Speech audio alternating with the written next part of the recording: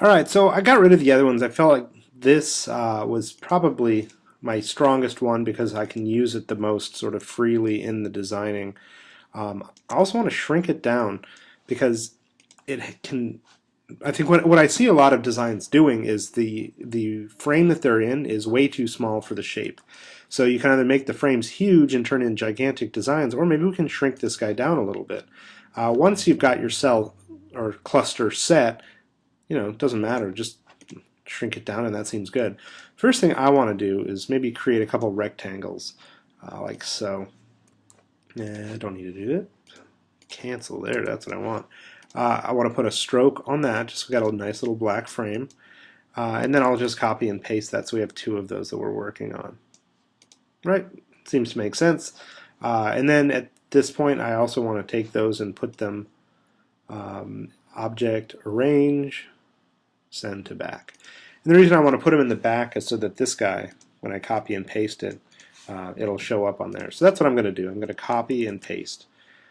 Then I'm going to start looking at how we can use this, how we can use this cluster to create our design. And by copying and pasting it and just changing the location, you'll see that's what, tessellation? Not rearranging it or rotating it, changing the scale or anything, just changing the position. And then at this point I'm going to line it up with my Pathfinder menu. I'm going to distribute it evenly. And I like those three, so what I'm going to do is I'm going to copy and paste those, holding the Shift key down to select them. Okay? And kind of get that in there. And I think that's pretty good, right? Maybe bring that up a little bit. Get rid of that guy there. So it's off the page completely. And then if I wanted to, let's back that up. Let's take that and go like this. There we go. So then when we crop it, I think this is going to look good.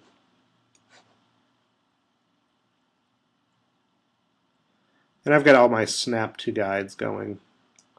And then I can crop. And this is all based on my cropping demo in the first one of my first announcements in the announcement section. So anyway, that is pretty much what it would take to create tessellation, right?